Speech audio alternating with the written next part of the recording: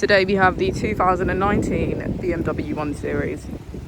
This vehicle has done just under 77,000 miles. It has an automatic transmission and a petrol fuel type.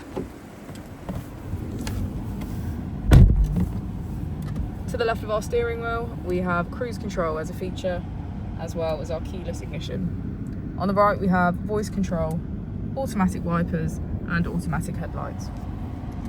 On our screen, we can access media, communication, map, and navigation. If we put the vehicle into reverse, we can see that it comes with parking sensors. Just below is our dual zone climate control, and if we press our mode button, we can switch between Sport Plus, Sport, Comfort, and Eco Pro. As we go into the back of the vehicle, we can see that all of our seats are full leather.